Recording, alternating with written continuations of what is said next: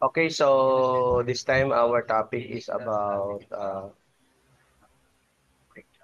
introduction, of course, to current trends in public administration. Can you hear me? Yes po, Dok. Okay. Yes po, Doc. Public Yes po, Doc. administration is always evolving to meet the needs of citizens in governments. Now, one major trend today is the digital transformation, which means using technology to make government services faster, no, more efficient, and more transparent. Let's say, for example, in Estonia, no, most government transaction like paying taxes or registering a business can be done online in minutes. And some other place no in our country also adopting this technology, no? So another trend is the focus of citizen participation.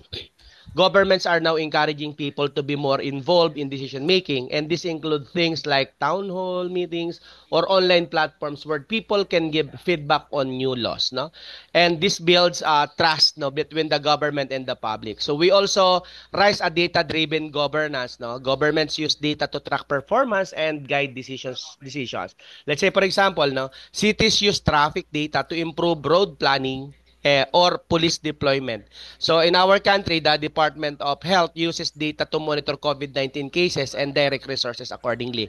Another trend, of course, is the public-private partnership. And this is when the government work with private companies to deliver services or build infrastructure.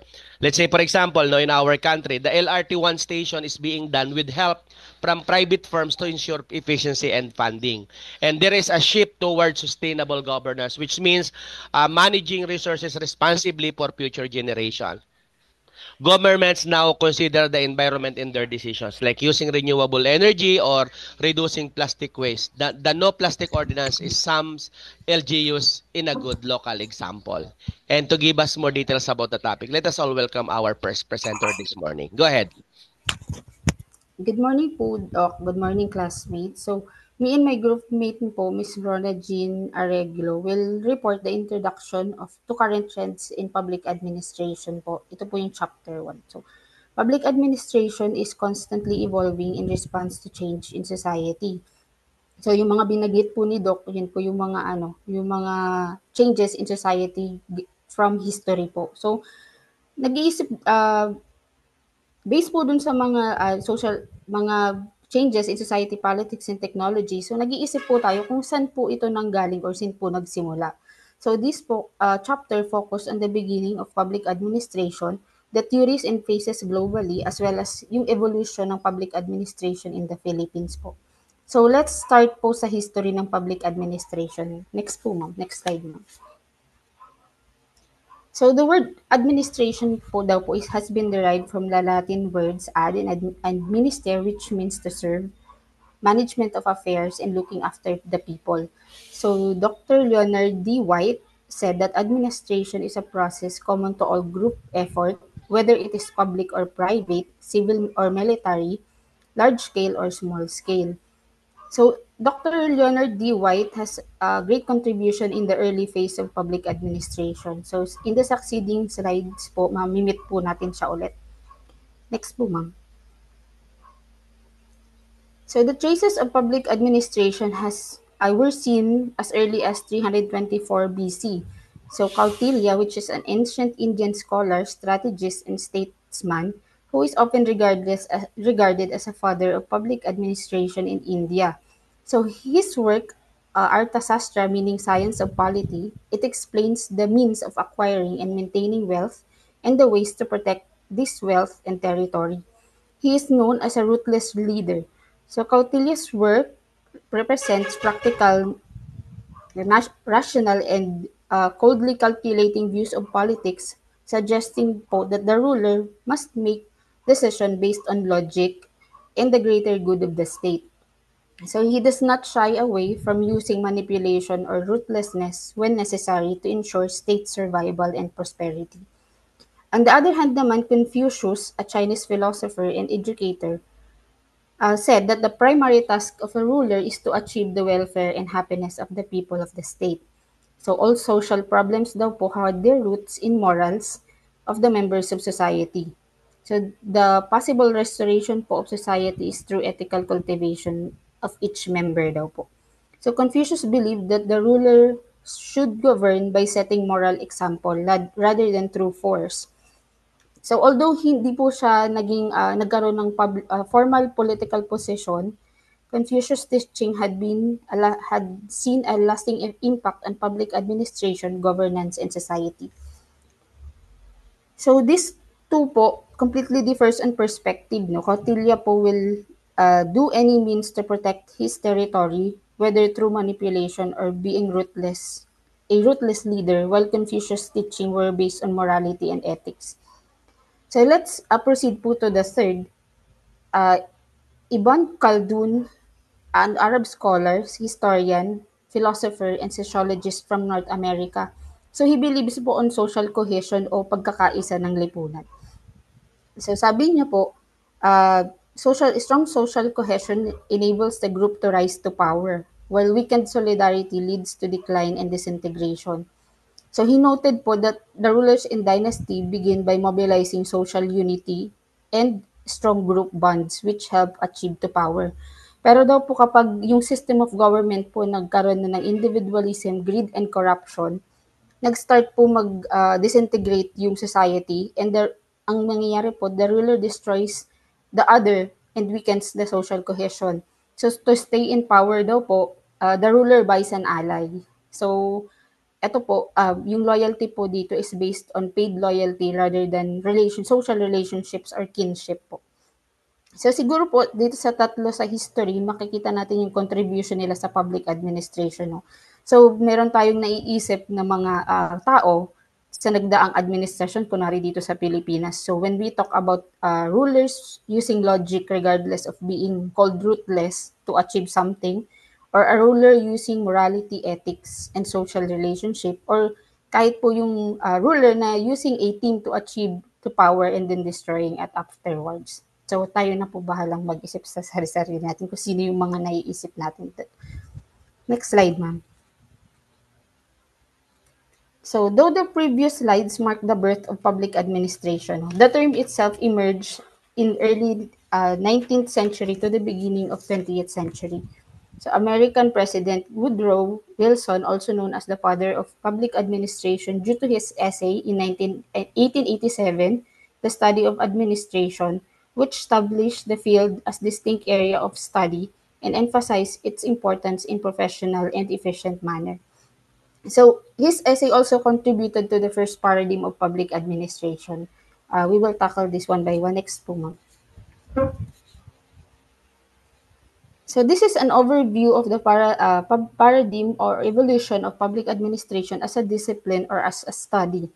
So Nicholas Henry is a well-known scholar and author in the field. He is recognized for his contribution to public administration theory and practice. So according to his work po, meron po 6 paradigms of public administration from the 1900s to the present time. So however, there are parts of that within that year na yung public administration po has been challenged at nagsuffer po ng crisis identity. So sa one by one po yung paradigm itatakal po natin. Next po, ma'am. Phases and theories of public administration po. Next mo, ma'am, please.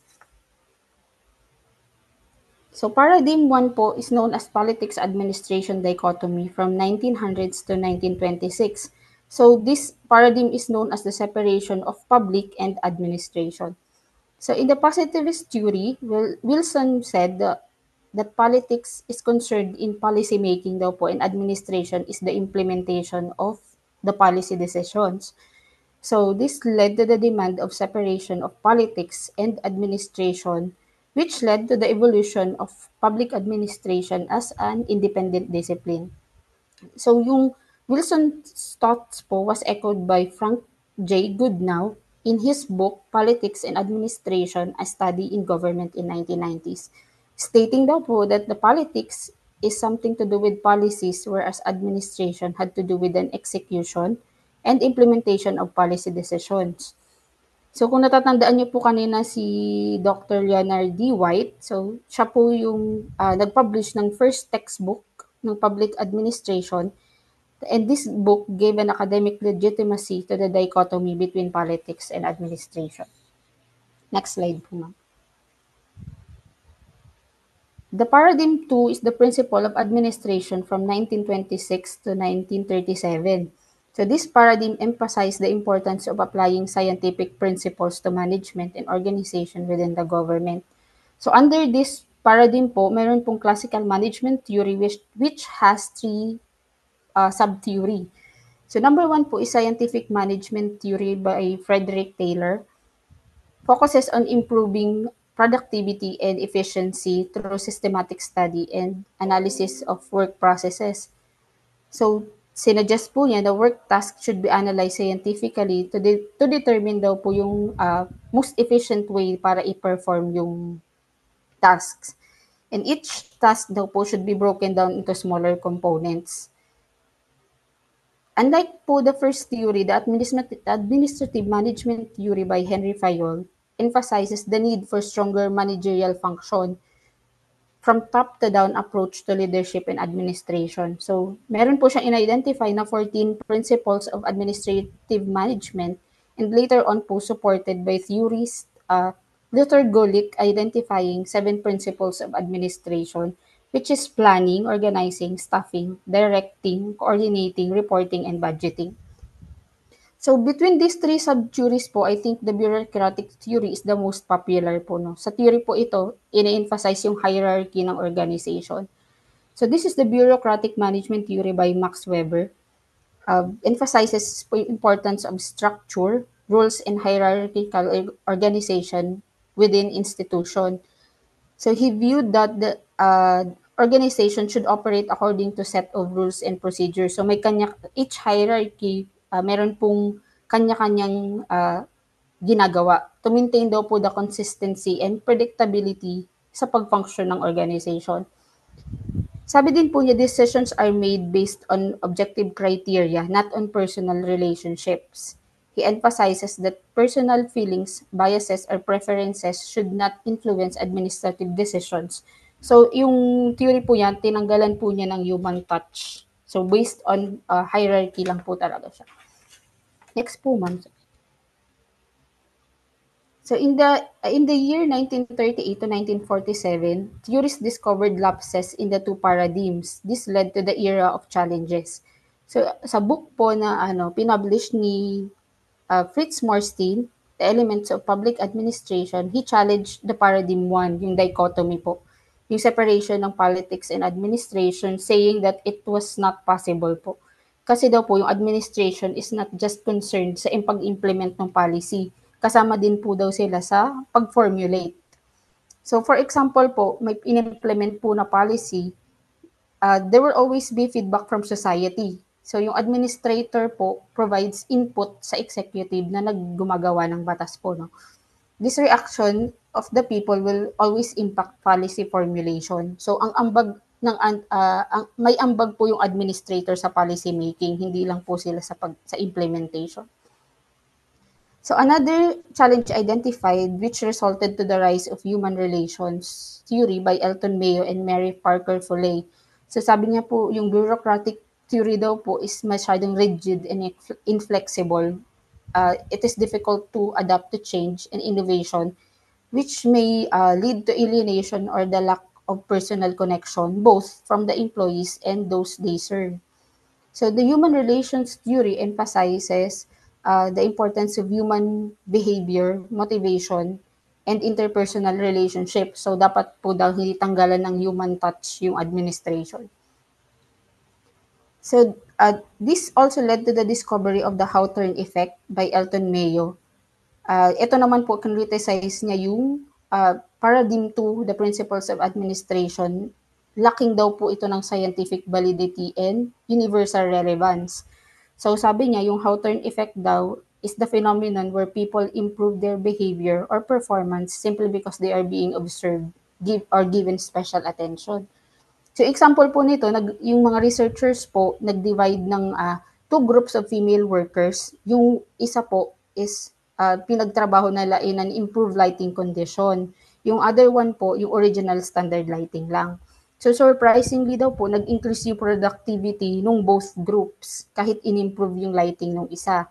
So these unexpected results po led to the researchers to hypothesize that the improvement in productivity was not necessarily due to the lighting, but rather because the workers knew that they were being studied or and therefore motivated to perform better. So, example po nito, yung tayo kapag nung may audit tayo, no, since we know we are being observed, hindi man natin aminin, so tumataas yung productivity natin compared to the normal working days. Next po, ma'am. Ito po yung paradigms 3 and 4, since the 1950s, scholar rejected the dichotomy and yung paradigm 1 po and the application of universal principles in the field of public administration, yung paradigm 2. So because of this po, the public administration suffered from identity crisis. No? Scholars and theories were confused about kung ano yung focus ng public administration. So due to this, nag-overlap po yung paradigm 3 and 4, kung makikita mo, between 1950s to 1970s. So sabi dito po, the public administration as political science sees public administration as part of political processes. So focusing on how bureaucrats serve the public interest, implement policy, and ensure democratic values are upheld. So this deals with theoretical political theory, so policy implementation, and accountability. Whereas public administration as management naman po emphasizes the application of management practices within public organizations, focusing on how efficiently and effectively they manage resources, the processes, and personnels to deliver public service. So in shorter term po, public administration as political science is about how the government works in political world. So more on focus on policy making, implementation, tsaka effect po sa society. Whereas public administration as management is how to manage and deliver government services effectively. So next po ma'am, sorry. So gives rise to the new public administration theory, stating that yung managerial paradigm daw po is focused more on efficiency but often ignored social and ethical issues. So new public administration emerged as a critic of this paradigm, advocating for more attention to equity, participation, and social justice. While the managerial paradigm is centered on effective administration, the new public administration called for broader focus on the people. So sa mga tao po yung focus daw ng new public administration. The new public administration also critiques the traditional focus of public administration as political science, no, arguing na too much focus daw po on power relations and governance often overlook the welfare of marginalized group and the need for fair public service delivery. So this gained prominence po from 1960s to early 1970s, especially in response to the civil rights movement and increasing demand for transparency and fairness in the government. Next slide po, ma'am. So the paradigm 5, public administration as public administration from 1970s. So in this paradigm po, public administration started to have its own identity. So nadi-differ na po siya sa political science, management, and law. So may sarili na siyang identity. It encourages public administration to be recognized as a profession with well-defined body of knowledge, training programs, and certifications. So yung bureaucrats po ngayon, at this time, is viewed as professionals na po, and they are not just viewed as those who implement policies, but rather professional manager na po sila na responsible to ensure that public resources are being used effectively and ethically. So in this paradigm po, gives rise to the new public management theory that emphasizes incorporation of private sector management practices into public sector. So ano po ba itong mga sinasabi nilang private sector management practices? Ito po yung pag-introduce ng competition, performance measurement, customer orientation, and the use of contracting out public service. So, ang kinikriticize din niya yung bureaucratic approach na masyadong slow daw at ineffective and unresponsive to the needs of public. So, ang decision making daw po kasi sa bureaucratic approach is masyadong madami yung dinadaan ng layers ng bureaucracy. So, ang solution po ng new public management is decentralization or shifting of decision making powers and responsibilities from the central government to the local government or regional entities. So, ang aim po ng new public management is to bring the decision making closer to the people and the society. So, para mas mabilis po yung action. Another po is public value theory. Focuses po on the creation of value for the public as a primary goal of public administration. Moore's work suggests that public administration should focus on generating public value through their action, emphasizing the importance of public trust and accountability of government institution.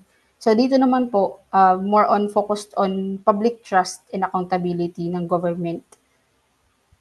So next po, ma'am.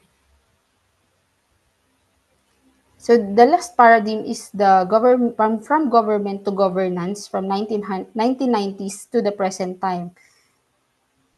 So governance po daw recognizes the problem is often complex or cross-cutting. So mas nagre-require na po ng expertise ng input ng multiple stakeholders. So the governance operates na po at multiple level at this time. So meron na tayong local, regional, national, and international. Also, the citizens po, hindi na lang sila passive recipient ng government services.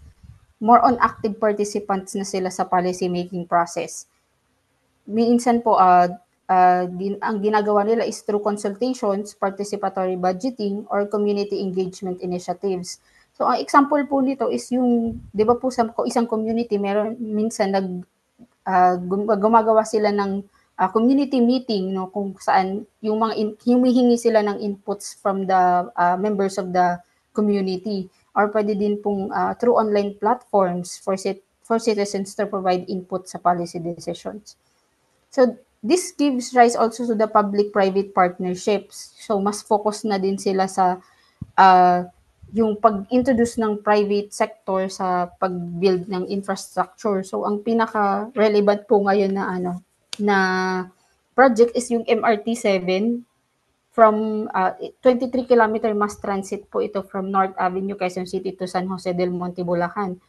So this operates, it has a build, operate, and transfer scheme. So yung private sector builds and operates for a specified period of time. So usually po around 25 years before turning it over to the government.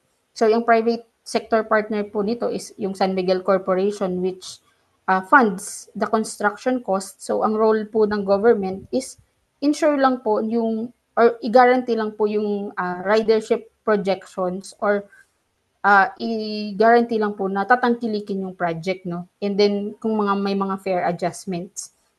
So sa amin po dati, meron pong yung property po namin sa Caloocan dati is binili po ng San Miguel Corporation to give way to the Skyway project. So sa first po, yung mga nagne-negotiate is sa private sector, which is the San Miguel Corporation po, no? Pero may mga iba po na dinecline yung offer, and then ang nakipag-usap na po is yung members ng DPWH. So nag-interfere na po yung government. Next po, ma'am. So the prevailing system of administration in Asia, so yung top 3 po is number 1 po yung centralized system or authoritarian. So ito po yung kung familiar po tayo sa China, which has centralized bureaucracy. So yung Chinese Communist Party po yung nagko-control ng Chinese government, no. It controls all aspects of governance from policy making to public administration. So yung local governments po is subject to central government's directive. So number 2 po is unitary system, centralized with limited local autonomy. So this form of governance where power is concentrated in central government and the local governments derive their authority from the central government. So yung Philippines po, example po nito, we operate under unitary system of administration with a democratic form of governance. So tinawag po tayong unitary presidential republic. So we select and we elect our leader po. Next is a federal system po or decentralized power. So ito po yung merong central government, tapos yung meron po siyang yung mga local state po, sila na po yung bahala. May certain autonomy po sila na sila po bahala kunwari sa taxes or sila po bahala mag gumawa ng sarili nilang batas. So yung itong hybrid system naman po is the combination of centralization and decentralization. So meron po silang batas na may kanya-kanya lang po silang uh, ginagawa ginagawa whether policy making or pag sa taxes po ganyan. I-include ko lang po yung monarchy dito kasi po since Japan po, Saudi Arabia, in Thailand, meron pong monarchs na tinatawag or yung mga hari kumbaga. So the system can be absolute or constitutional monarchies, no. So yung absolute po monarchy, the king holds extensive power for both executive and legislative branches of government. So ang sample po nito is Saudi Arabia. So ang monarchy po, yung pamilya po is the center of administration, and the governance po is based on Islamic law. Yung Thailand naman po, mayroong constitutional monarchy. So yung king po is a ceremonial head of the state. So ano lang siya, parang ano lang siya, for ceremony lang siya. Yung prime minister po talaga yung nag-hold ng executive power. Next po, ma'am. So the system of administration originating from Asia. So number 1 po is the Confucian bureaucratic system. So this is rooted from Confucian principles of merit, hierarchy, and ethical governance. So kanina nakilala na po natin si Confucius, who emphasized the morality and ethics of a ruler. So dito po, yung local official were responsible for implementing policies in accordance with the central government. So the governance was aimed at maintaining social harmony and stability through rigid hierarchical structure. Number 2 is Hindu political system. So dito po, decentralized governance din po. Meron pong king and local rulers. So naniniwala po sila na they are divinely appointed. So the kings are typically advised by council of ministers, and local governance was administered by small regional rulers or nobles yung tawag. The concept of divine kingship also played a significant role in legitimizing royal power and maintaining order. Next po is Islamic administrative system. This is governed by the sultans. So may regional administrators din po siya or governors overseeing various parts of empire.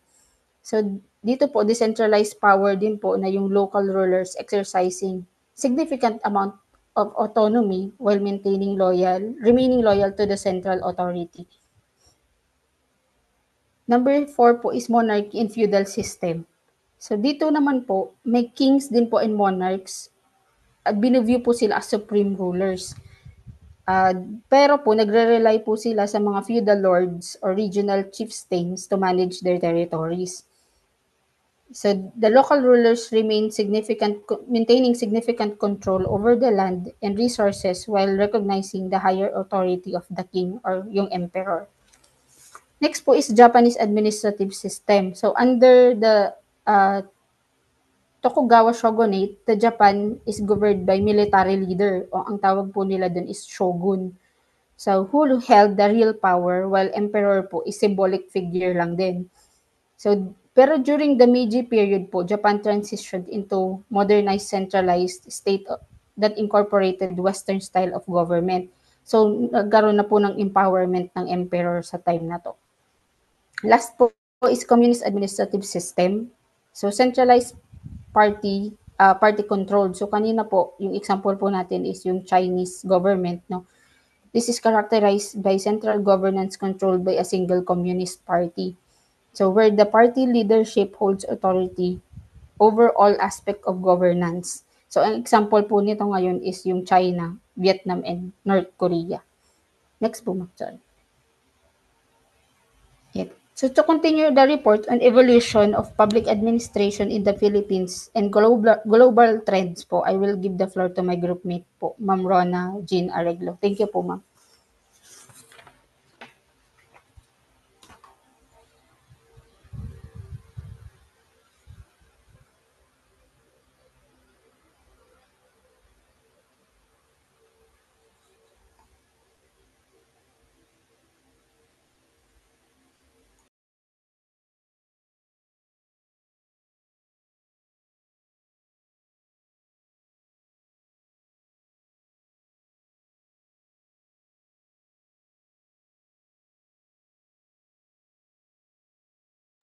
Proceed to the next.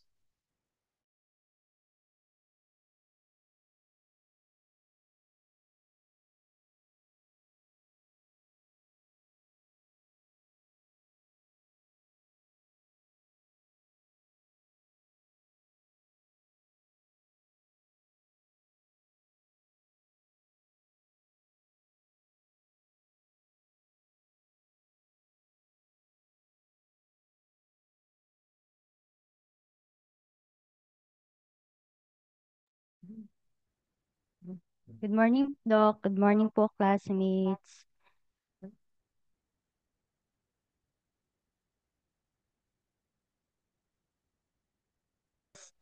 Understanding its evolutions allow us to grasp present-day challenges and opportunities in governance. So the evolution of public administration in the Philippine context, the Philippine bureaucracy has evolved from colonial rule to modern governance. It influenced by Spanish, American, and post-independence developments. Challenges such as corruption, inefficiency, and bureaucratic red. So the history of public administration in the Philippines is a fascinating journey that's shaped by colonial rule, socio-political changes, and global influences. So, tignan po natin yung mga key periods and its developments. First po is the Spanish colonial era from 1565 to 1898, which is the centralized bureaucracy. Highly centralized bureaucracy, which is the governance, was dominated by Spanish and the Catholic Church with local autonomy. During the Spanish era, public administration in the Philippines was highly centralized, with authority resting in the hands of Spanish officials and the Catholic Church. So let us examine its key characteristics.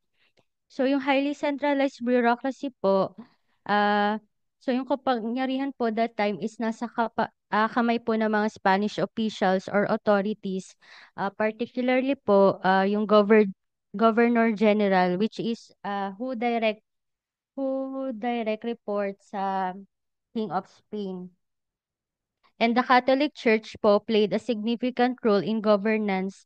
So yung mga priory po o yung mga pari po noon, sila po yung nag-act as intermediaries between the Spanish authorities and local populations. They controlled various aspects of community life, including education and taxation. The encomienda system, a governance framework that benefited Spanish administrators but led to exploitation and marginalization of indigenous people. So the Spanish government introduced the encomienda system, which allowed Spanish officials or yung encomenderos po, ito po yung isang sistema kung saan yung namamahala po, which allowed Spanish official or encomenderos para kontrolin po yung mga specific territories in exchange po sa pangongolekta po ng buwis para ma-convert po yung mga indigenous people into Kristyanismo. Dahil po sa pang-aabuso ng mga encomenderos o yung Spanish administrators, naganap po dito yung pag-aalsa tulad po nung Tablot Uprising in Bohol noong 1621 at ang Dagohoy Rebellion noong 1744 and 1829, which lasted for 85 years, making it the longest revolt in the Philippine history. Cabildos po or yung municipal governments established in major cities but lack representation and decision-making power. The Spanish authorities established local municipal governments known as cabildos in major towns and cities like Manila and Cebu. Ito po mga tinayong mga institusyon ng Spanish authorities is nagbigay lamang po ito ng ilusyon para po sa mga katutubo nating Pilipino noon sa pag-aakalang sila po ay magkakaroon po ng representasyon or otonomiya po nung panahon na yun. Pero yung nananatiling ang may kapangyarihan pa rin po ay yung mga mistiso at elite na mga Espanyol.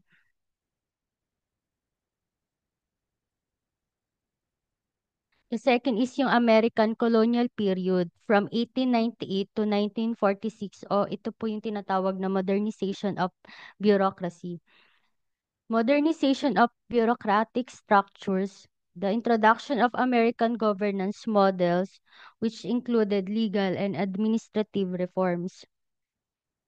The following Spain's defeat in the Spanish-American War, the United States took control over the Philippines and introduced reforms that modernized the bureaucratic system, emphasizing efficiency and structured governance.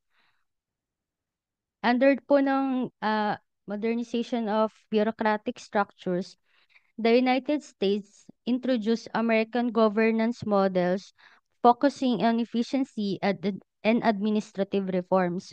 So, noong 1901 po, itinatag po dito yung Philippine Commission bilang legislative at executive body po na nagpatupad ng mga polisiya po noon. The civil service system established a merit-based recruitment process for government employees, reducing favoritism. So, in the American administration sought to professionalize public service by introducing merit-based recruitment para po matiyak po na yung mga kwalipikadong individual lamang po yung makakapasok sa government service.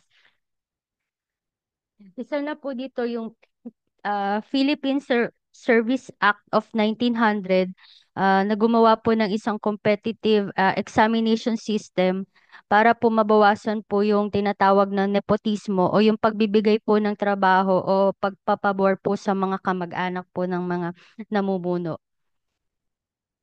English as the official language. Standardized communication in government affairs and education. So, yung English po became the primary language used in governance, education, and public administration.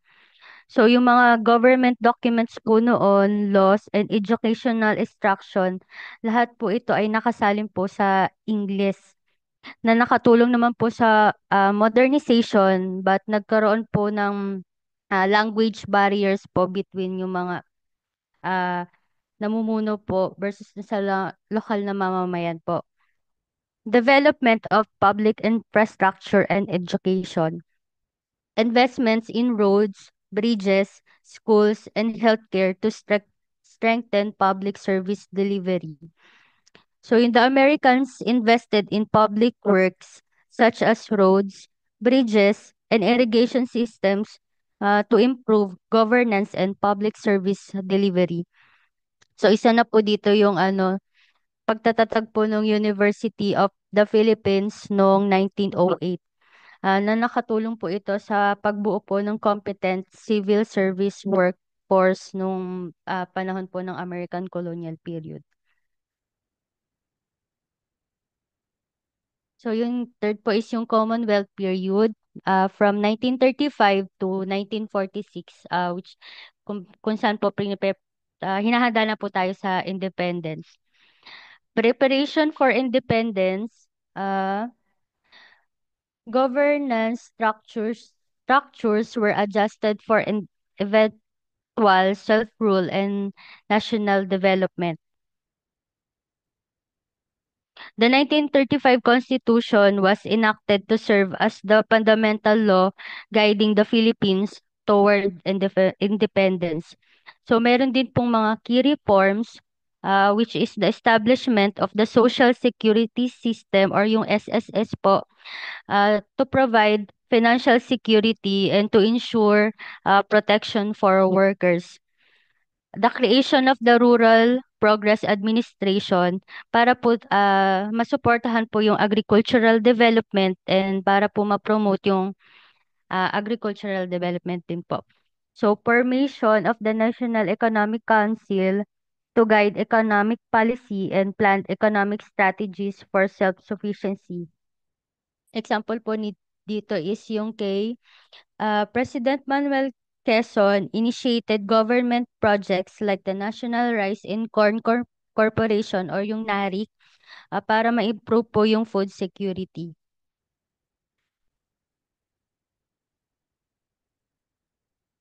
So yung pang-fourth po is yung post-independence and challenges from 1946 hanggang yung ano po sa present na ngayon. After gaining independence, the Philippines faced governance challenges such as political instability, corruption, and economic difficulties. Successive administrations attempted reforms, yet issues like bureaucratic inefficiency, patronage, politics, and the red tape persisted.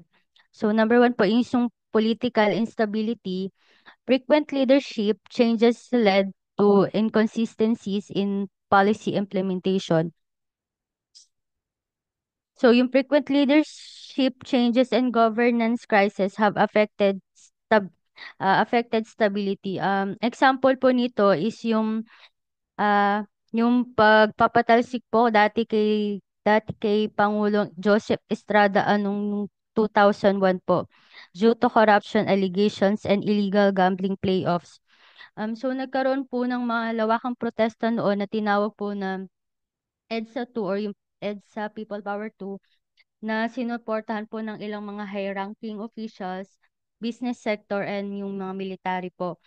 Dahil po dito, napilitang bumaba po noon si Pangulong Estrada sa pwesto at pinalitan naman po siya ni Pangulong Gloria Macapagal Arroyo.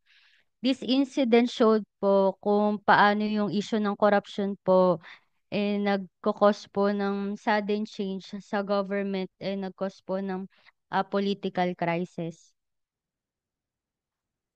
Economic underdevelopment, persistent issues of poverty, unemployment, and economic disparities. So, ano po, kahit mabilis po yung economic growth ng Philippines noon, nananatili pa rin pong problema noon tulad ng kahirapan, kawalan po ng trabaho, economic inequality, at labis po na pagdepende po natin sa ibang bansa pagdating po sa ekonomiya. Ang mga problemang ito po ay pinalala po ng hindi maayos na pamamahala, kawalan ng political stability at world economic crisis. Corruption and bureaucratic inefficiency. Weak governance mechanisms hinder effective service delivery. So paglipas po ng ilang mga dekada, naging bahagi po ng sistema ang nepotismo, bribery, at maling paggamit po ng pondo ng bayan. Nagdulot po ito ng pagkawala ng public trust at hindi epektibong paghahatid po ng serbisyo publiko.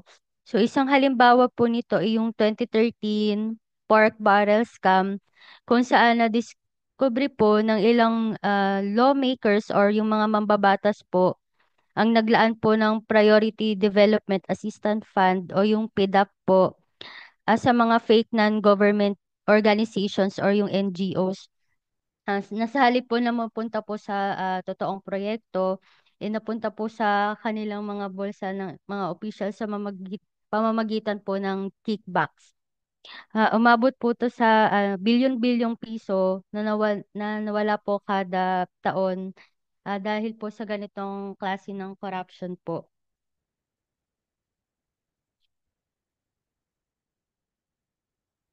So number 5 po is yung, martial law era from 1972 to 1986, the centralized authoritarianism. The declaration of martial law under Ferdinand Marcos centralized power within the executive branch, leading to human rights abuses, corruption, and economic decline.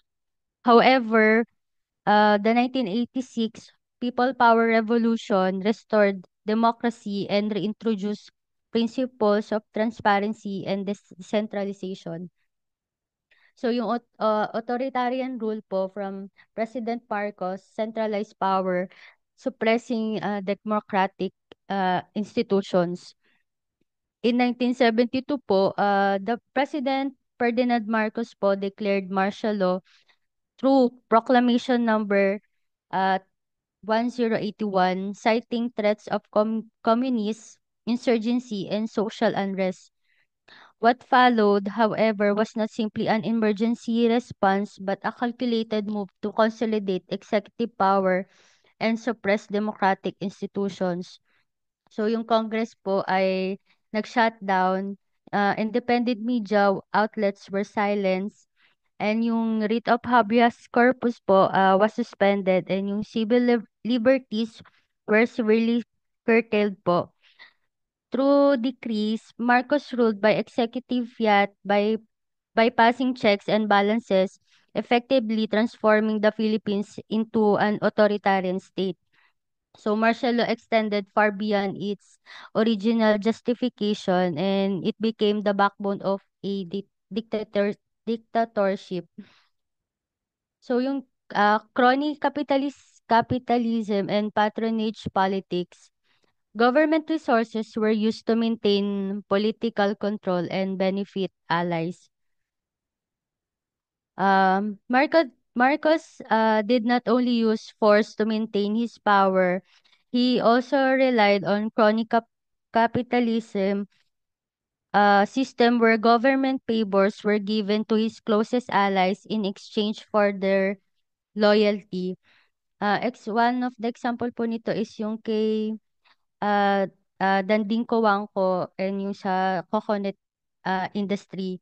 Yung kung saan po yung mga farmers uh, were taxed through the Coconut Levy Fund, na dapat po sa sila po yung magbe-benefit, pero napunta po yung funds sa ginamit po sa mga private investments such as yung San Miguel Corporation, which controlled by the Coangco, a Marcos ally po. Human rights violations, widespread suppression of civil liberties, censorship, and political persecution. Widespread suppression of civil liberties, including censorship and political persecution. Example po nito is the arrest of opposition leaders like Benigno Aquino Jr. and the enforced disappearance of activists.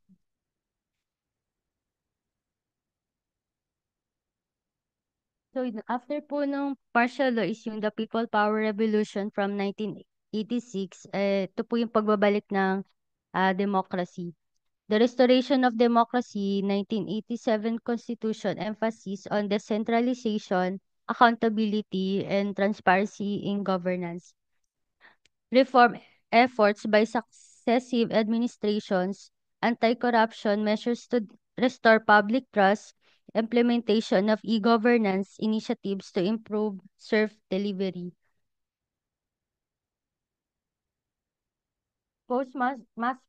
Post-Marcos reform efforts or yung contemporary governance from 1987 hanggang yung present po. Successive administration reforms from sumunod po nung kay Aquino po, yung kay Fidel Ramos po, economic liberation and efficiency, followed by Joseph Estrada. Yung reform po niya is anti-poverty programs. Uh, Kay dating Pangulong Gloria Macapagal Arroyo, economic growth and corruption issues. Benigno Aquino III, anti-corruption and governance reforms. Kay dating Pangulong Rodrigo Duterte, yung federalism push and digital governance. And now po yung kay President Bongbong Marcos Jr. po, 10-point agenda for economic renewal and long-term growth, restoring prosperity for all Filipinos.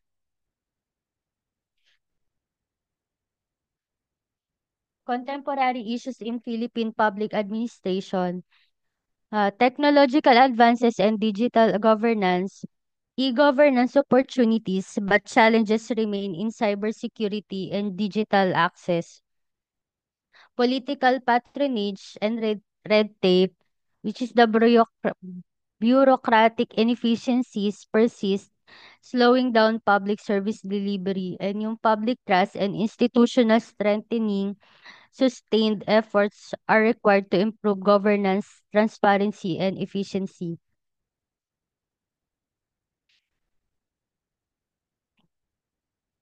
So dito naman po tayo sa global trends shaping public administration.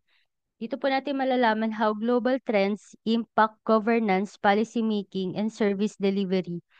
The need for adaptive and resilient public administration. These trends are affecting how governments operate, create policies, and deliver services to their citizens. Number one po is yung transparency and accountability in governance. One of the most prominent excuse me. One of the most prominent global trends influencing public administration is the increasing demand for transparency and accountability. So marami pong mga bansa ang nagpatupad po ng mga policies that promote open data initiatives, freedom of information laws, and anti-corruption measures. Example po nito is yung the United Nations Sustainable Development Goals or yung SDGs emphasize strong institutions and transparency. Yung impact po nito sa ating bansa is the country has passed the Ease of Doing Business Act and the Freedom of Information Executive Order para masigurado po yung transparency in government transactions and para malabanan po yung corruption. Sa pamagitan po ng mga batas na to, mas madaling makakuha po ng information yung public tungkol sa mga proyekto and yung transaction po sa government. Kaya mas nababawasan po yung kaya nababawasan po ng pagkakataong magkaroon po ng mga anomalies and corruption. Number two is rise of e-government and digital governance. Online portals and digital service delivery, use of artificial intelligence or AI and blockchain in governance. And challenges po is yung cybersecurity and digital divide. So the rise of digital technologies has transformed government operations, making services more accessible, efficient, and citizen-centric. Countries are embracing e-governance by adopting mobile apps, online service portals, and artificial intelligence in public administration. So yung example po na sinabi kanina ni Doc is yung Estonia's e-residency program and India's Aadhaar digital identity system. So yung impact po nito sa Philippines, the government has launched the e-government master plan and digital payment solutions like yung the Philippine Identification System or yung PhilSys to modernize service delivery. So dahil po sa mga programang to, mas madali po para sa atin na kumuha ng mga government services like yung mga pagbabayad po ng tax. Sa amin po sa Quezon City, pwede na pong magbayad ng tax online yung mga Q-citizens po. And yung pagkuha po ng mga documents like birth certificate, pwede na din po natin to makuha ng hindi po natin kailangang pumunta mismo sa opisina ng gobyerno. Next po is yung impact of globalization on public administration. cross-border collaboration in governance, handling global issues such as climate change, pandemics, terrorism, and role of international organizations such as UN, ASEAN, WTO, and etc. po. With globalization, governance is no longer confined within national borders. Countries now collaborate on issues like climate change, pandemics, and cybersecurity threats require international cooperation. So yung example po nito is the Paris Agreement on Climate Change and the World Health Organization's role in global health security. So yung impact po nito sa Philippines, the country is actively participating in ASEAN regional policies and international climate agreements to address global changes. So yung example po nito is yung COVID-19 pandemic po, the importance of coordinated global responses in public health and crisis management. So pamamagitan po ng mga pakikipagtulungan po natin sa ibang bansa, mas nagiging epektibo po para sa atin yung pagtugon sa mga ano po, pandaigdigang problema tulad ng sakuna po at pandemya. Ito po yung mas recent na nangyaring lindol po sa Myanmar. Marami pong nasirang establishments and marami rin pong casualties po na nangyari. And may napapabalita din po na mga kababayan po natin yung naging apektado po ng lindol na to. And may mga kasalukuyang hinahanap po. And yung ang role po ng government natin is makipag-coordinate po sa Myanmar para malaman po yung update kung ano pong nangyari dun sa mga kababayan natin and para ma-update din po yung mga pamilya po nila nandito kung ano pong nangyari po sa kanila. So number 4 po, urbanization and aging population challenges. Rapid urban growth and its impact on governance issues such as traffic, pollution, and affordable housing, aging population, social security, and healthcare challenges. Urbanization is leading to rapid population growth in cities, straining public infrastructure, transportation, and housing. Cities like Tokyo and Amsterdam are implementing smart city technologies to manage urban growth effectively. Meanwhile, an aging population presents challenges for healthcare, pensions, and social services. Kasabay din po ng mabilis po ng paglaki ng populasyon sa mga lungsod, nagdudulot din po ito ng pagsisikip sa isang lugar po. Nagiging congested, nagkakaroon po ng problema sa transportasyon. Dahil po dito, nagiging sobrang traffic po sa isang lugar. And yung mga pabahay po is nagkakaroon po ng maraming problema po doon. Sabay din po nito, ang tumatandang populasyon ay nagdadala po ng mga challenges para sa healthcare, pensions, and social services. Example po is yung Japan's initiatives on elderly care and Singapore's Smart Nation Urban Planning. Yung impact po sa Philippines, the government has introduced the National Urban Development and Housing Framework and expanded healthcare programs for senior citizens. Dahil po sa lumalaking populasyon po ng mga senior, kailangan mas maraming healthcare services at program po para sa kanilang welfare. Climate change and environmental sustainability, green policies and sustainable development. Global environmental agreements, ito nga po yung Paris Agreement and SDGs, role of government in environmental protection. Ang gobyerno po natin ay nagpatupad po ng mga hakbang upang mabawasan po yung epekto ng climate change and mabawasan po yung carbon emissions para po ma-ensure tayo sa disaster preparedness. Example po is yung the European Green Deal and Sustainable Procurement Policies.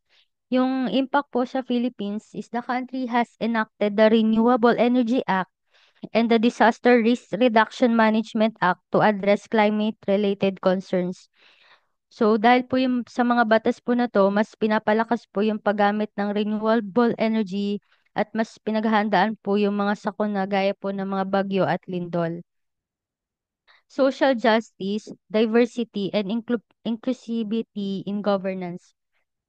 Rising demand for gender equality and human rights, inclusive policies for marginalized communities, affirmation action, and gender mainstreaming. Governments worldwide are promoting policies for equal opportunities, gender equality, and protection of marginalized communities. Example po is yung Canada's multicultural policies and gender mainstreaming programs.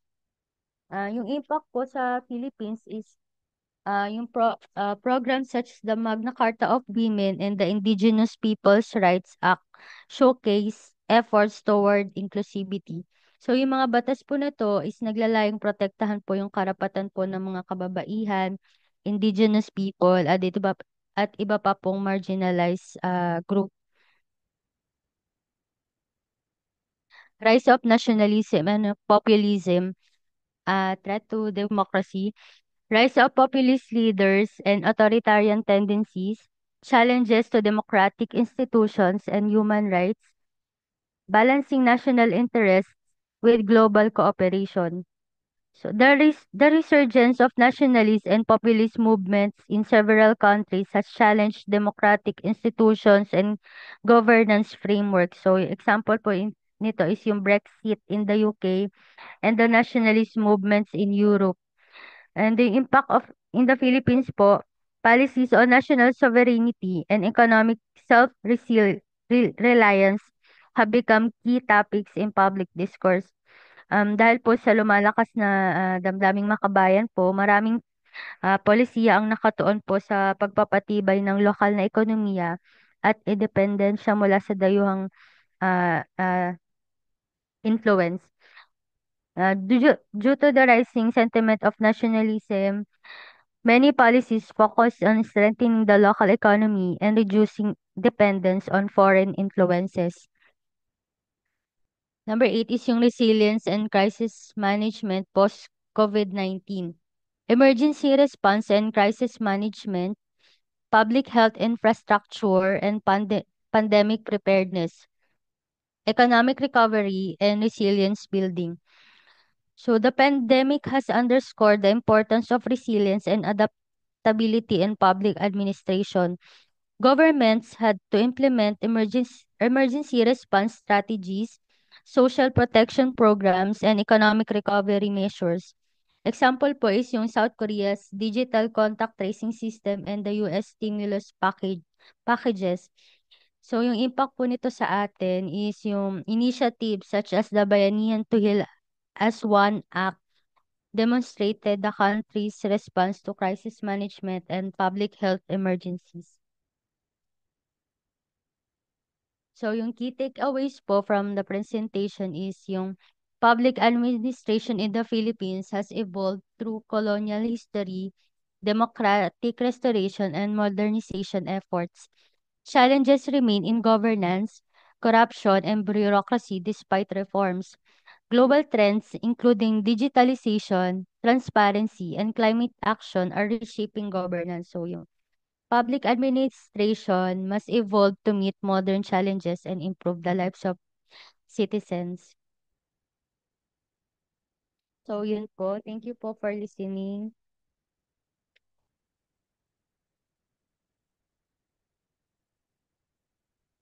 Okay, so before the next title, no, before the next topic, no, I just want to give additional inputs, no, regarding the discussion of our two presenter, no. Governance is about how government make decisions and how power is exercised. Now, while administrative reforms are changes made to improve how government works, one common reform is decentralization, which gives more power to local government. In our country, this is seen in the Local Government Code of 1991, which allows LGUs to make their own policies and budget.